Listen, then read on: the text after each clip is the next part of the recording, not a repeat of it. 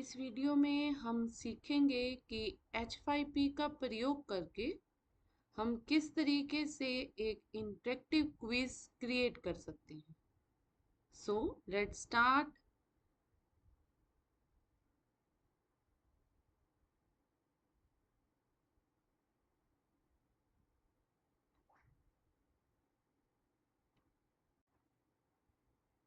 यहाँ हम interactive content lumi.education application के माध्यम से बनाएंगे। तो मैंने यहाँ एप्लीकेशन ओपन कर ली है।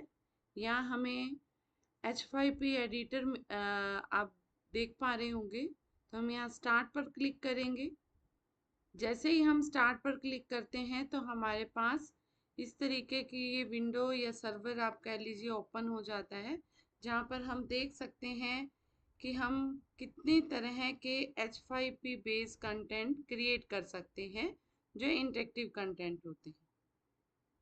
तो जैसा कि मैं बात कर रही थी कि आज हम इंटरेक्टिव क्विज क्रिएट करेंगे, तो यहाँ पर मैं कोर्स प्रेजेंटेशन पर क्लिक कर रही हूँ। जैसे ही आप गेट पर क्लिक करते हैं तो हमारे पास ये कोर्स प्रेजेंटेशन की टाइप ओपन हो जाती है कि किस तरीके से हमारे पास ये प्रेजेंटेशन एक क्विज के माध्यम से हमारे सामने क्रिएट होगी। तो हम इंस्टॉल पर क्लिक करते हैं, क्योंकि कोई भी कंटेंट जब हम बनाएंगे तो पहले उसे हमें इंस्टॉल करना होगा। तो थोड़ा समय लग सकता है इसे इंस्टॉल होने में। तो जैसे ही ये एक बार इंस्टॉल हो जाएगी तो आपको जब सेकेंड टाइम दोबारा से इसी तरीके का कंटेंट बनाना होगा तो उसे इंस्टॉल करने की ज़रूरत नहीं पड़ेगी। तो ये अभी इंस्टॉल हो रहा है। जैसे ही ये इंस्टॉल होता है तो यहाँ पर आपको यूज़ का आइकन मिल जाता है, तो हम इसे यूज़ पर क्लिक करेंगे। तो देखिए आपके सामने इस तरीके से ये स्लाइड्स ओपन हो गई। तो यहाँ सबसे पहले हम टाइटल डालेंगे, जो भी हमारे क्विज का टाइटल होगा। सपोज मैं यहाँ पर टाइटल लिख रही हूँ पॉलिनोमियल एंड इट्स जीरोस। यहाँ मैंने उसका टाइटल लिख दिया है।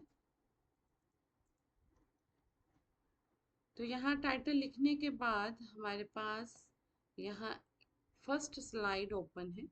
इस फर्स्ट स्लाइड के अंदर हमने अब क्वेश्चन टाइप करना है और ऑप्शंस देने हैं। अब जब क्वेश्चन की बात आती है तो हम यहाँ देख सकते हैं कि यहाँ हमारे पास बहुत तरह के क्वेश्चंस हैं। Like that fillings the blanks type के आप क्वेश्चन पेस्ट करना चाहते हैं, सिंगल चॉइस सेट वाले क्वेश्चंस आप स्टूडेंट्स को देना चाहते हैं, मल्टीपल चॉइस है, ट्रू और फॉल्स वाले हैं। तो ये आप पे डिपेंड करता है कि आप किस तरीके के क्वेश्चन क्रिएट करना चाह रहे हैं अपने स्टूडेंट के लिए। तो मैं यहाँ पर मल्टीपल चॉइस पे अगर क्लिक करूँ तो मल्टीपल चॉइस क्वेश्चन पर क्लिक करते ही हमारे पास क्वेश्चन और उन क्वेश्चंस के जो ऑप्शन हैं वो हमारे पास ओपन हो जाते हैं। अब हमें क्वेश्चन की जगह पर क्वेश्चन पेस्ट करना है या राइट करना है। तो क्वेश्चन जो है आप पहले से अगर लिख के रख लें तो वो थोड़ा सा इजी हो जाता है हमारे लिए। तो अगर आप टाइप करना चाहें तो यहाँ टाइप भी कर सकते हैं। तो हम यहाँ पर क्वेश्चन टाइप कर दिया हमने। उसके बाद हमें इसका ऑप्शन देना है। अब ऑप्शन में आप जब भी आप ऑप्शन फिल करें तो आपको एक बात और ध्यान रखना है, जो भी आप आंसर यहाँ लिख रहे हैं अगर वो करेक्ट आंसर है तो आपको यहाँ पर करेक्ट पर क्लिक करना है। अगर वो करेक्ट आंसर नहीं है तो आपको यहाँ करेक्ट पर क्लिक नहीं करना। जैसे मैंने यहाँ पर 10 डाला, 10 राइट किया है, तो ये इसका करेक्ट आंसर नहीं है। फिर हम सेकंड ऑप्शन की तरफ जाएंगे। यहाँ पर फिर टेक्स्ट लिखेंगे। टेक्स्ट मीन्स जो आंसर होगा। मान लीजिए मैं यहाँ पर करेक्ट आंसर लिख रही हूँ -10, तो मुझे यहाँ करेक्ट पर जाकर यहाँ टिक करना होगा। जब आप इस पर क्लिक करेंगे तो टिक आ जाएगा। इट मीन्स ये इस क्वेश्चन का सही आंसर है। बाय डिफ़ॉल्ट हमें 2 ही ऑप्शन मिलते हैं, बट अगर हम ऑप्शंस को ऐड करना चाहते हैं तो हम इस तरीके से ऑप्शन को ऐड कर सकते हैं। मैंने यहाँ 08 ऐड कर दिया है, एक तीसरा ऑप्शन। मैं चाहती हूँ कि मैं स्टूडेंट के लिए 4 ऑप्शंस दूँ, तो मैं यहाँ पर एक और ऑप्शंस भी मैंने डाल दिया। तो हमने यहाँ देखा कि -10 इसका करेक्ट आंसर है, तो हमने यहाँ करेक्ट पर क्लिक किया है, और बाकी जो इसके रॉन्ग आंसर है वहाँ हमने करेक्ट पर क्लिक नहीं किया है। तो हमने ऐड कर दिया। अगर आप यहाँ कुछ फीडबैक देना चाहते हैं स्टूडेंट को, तो यहाँ अपनी फीडबैक ऐड कर सकते हैं, और अगर आप फीडबैक नहीं देना चाहते तो कोई ज़रूरी भी नहीं है इस पोर्शन में ऐड करना। तो इस तरीके से हमने क्वेश्चन डाल दिया और उसके ऑप्शंस भी यहाँ पर लिख दिए हैं। फिर हम डन पर क्लिक करेंगे। आप देखेंगे कि फर्स्ट स्लाइड पर ये क्वेश्चन हमारे सामने आ जाता है। तो हम इस क्वेश्चन को थोड़ा सा सेटिंग में ले जाएंगे कि थोड़ा दिखने में ये अच्छा लगे। इस तरीके से हम इसे लार्ज कर सकते हैं। दिस वन अभी अच्छा लग रहा है। This is the question 1। अब हमें सेकेंड क्वेश्चन भी क्रिएट करना है, तो हम उसके लिए सेकेंड स्लाइड पर जाएंगे। हम यहाँ नीचे क्लिक करेंगे ऐड न्यू स्लाइड। तो जैसे ही हम ऐड न्यू स्लाइड पे क्लिक करेंगे तो हमारे सामने ये सेकेंड स्लाइड ओपन हो जाएगी। यहाँ आप देख भी सकते हैं current slide is 2 and this is the total slide. Total slides are 2 and the current slide is 2। So अब हमें यहाँ पर फिर एक क्वेश्चन डालना है। फिर हम मल्टीपल चॉइस पर जाएंगे। फिर हम यहाँ पर उसी तरीके से जैसे हमने पहले क्वेश्चन ऐड किया है उसी तरीके से हम यहाँ पर फिर दोबारा से क्वेश्चन ऐड करेंगे। तो मैंने यहाँ क्वेश्चन पहले से ही टाइप करके रखे हुए हैं, तो मैंने यहाँ क्वेश्चन कॉपी किया और मैंने यहाँ पर पेस्ट कर लिया। ठीक है, फिर उसके बाद हम ऑप्शन फिल करेंगे। ये इसका करेक्ट आंसर है क्योंकि मैंने पहले से ही इसे क्रिएट करके रखा हुआ था। तो आप पहले से क्रिएट भी कर सकते हैं, और अगर आप चाहें तो इसे उसी समय लिख भी सकते हैं।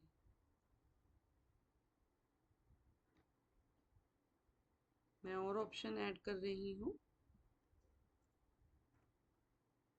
तो इस तरीके से हम मल्टीपल चॉइस जो क्वेश्चन है वो स्टूडेंट के लिए क्रिएट कर सकते हैं।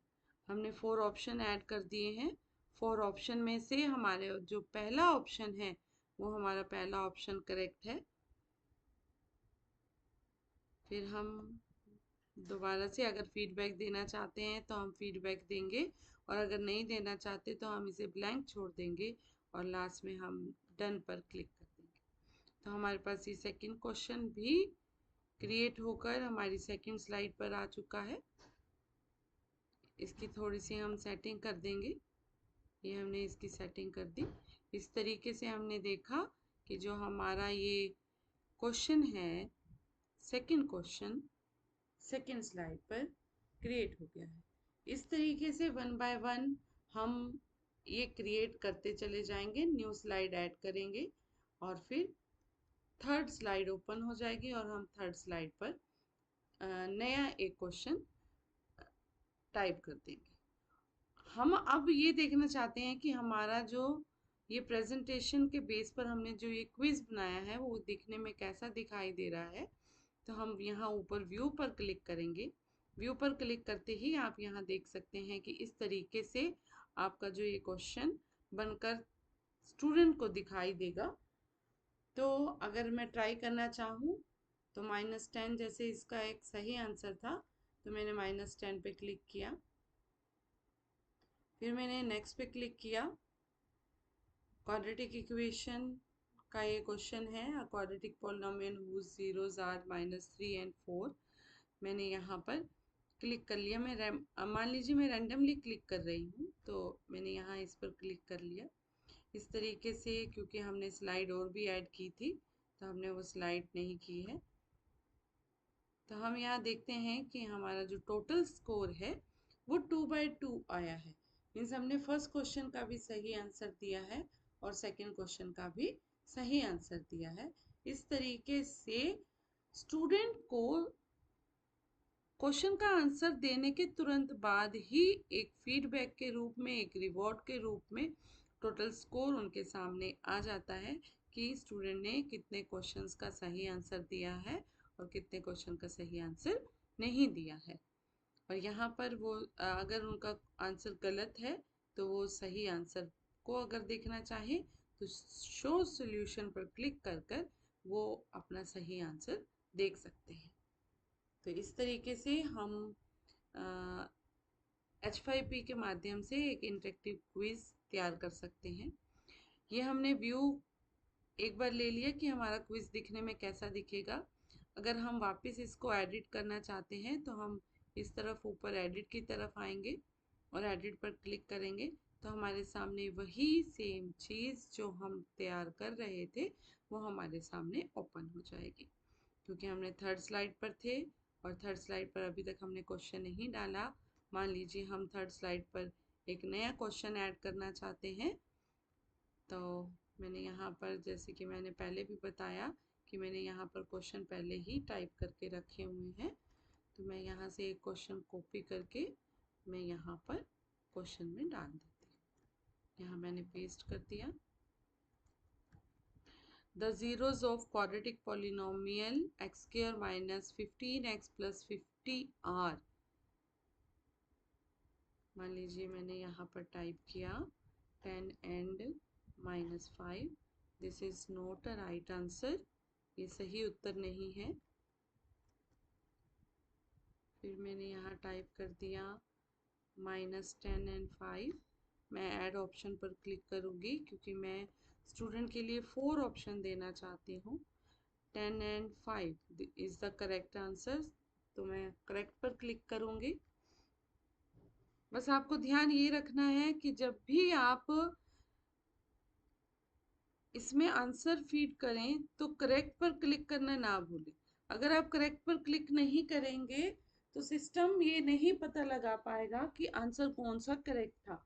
तो बच्चों को उसी तरीके से फीडबैक भी नहीं मिलेगी कि उनका आंसर सही था या गलत था। और ये ऐड करते ही हम उसको डन पर क्लिक कर देंगे और ये हमारा स्लाइड पर क्वेश्चन आ गया। इस स्लाइड पर आए क्वेश्चन को हम थोड़ी सी सेटिंग करके एक अच्छा लुक दे सकते हैं। ये हमने ये क्वेश्चन बना दिया। ओके, तो इस तरीके से हम multiple choice based question H5P के माध्यम से बना सकते हैं। इस तरीके से हम कितनी चाहे मर्जी स्लाइड्स ऐड कर सकते हैं। एक और बात यहाँ ध्यान देने वाली है कि यहाँ हम कोई भी ऑडियो भी ऐड कर सकते हैं कि जैसे ही स्टूडेंट इस पर क्लिक करे तो उसे कोई ऑडियो सुनाई दे। तो ऑडियो के लिए आप यहाँ ऑडियो पे क्लिक करके आप इसमें ऑडियो भी ऐड कर सकते हैं। कोई आप चाहते हैं कि स्टूडेंट पहले कोई वीडियो देखे, कोई पिक्चर देखे, फिर आपके क्विज का आंसर दें, तो इस तरीके से आप कोई भी इमेज इसमें ऐड कर सकते हैं, कोई भी लिंक भी ऐड कर सकते हैं या फिर कोई वीडियो भी ऐड कर सकते हैं। बट ध्यान ये रखना है क्योंकि हम ओपन एजुकेशन रिसोर्सेज बना रहे हैं, तो जो भी इमेज आप लें, जो भी वीडियो आप लें, वो सीसी लाइसेंस के अंडर होना चाहिए, एक ओपन एजुकेशन रिसोर्सेज होना चाहिए, तभी आप उसको यूज़ करें। अदरवाइज आप अपना कोई वीडियो जो आपने ऑलरेडी पहले यूट्यूब पर अपलोड कर रखा है या आपने अपना कोई वीडियो क्रिएट किया हुआ है, तो आप यहाँ पर उस वीडियो को अपलोड करके और फिर उसके बेस पर आप कोई भी एक नया क्विज तैयार कर सकते। क्विज बनाने के बाद हम यहाँ ऊपर फाइल पर क्लिक करेंगे। फाइल पर क्लिक करके हमारे पास ये ऑप्शन आ जाते हैं, तो यहाँ हम अपनी जो फाइल, जो क्विज हमने तैयार किया है उसे हम सेव कर लेंगे। तो हमारे डेस्कटॉप पर ये सेव होना शुरू हो जाएगी और जो इसका एक्सटेंशन है, जो इस फाइल का जो टाइप है, वो H5P पैकेज एक्सटेंशन से ही ये सेव होगा। तो हम अपने डेस्कटॉप पर इसको सेव कर सकते हैं और जिस भी LMS पर हम इसको यूज़ करना चाहें तो उस LMS में हम इस फाइल को अपलोड करके यूज़ कर सकते हैं।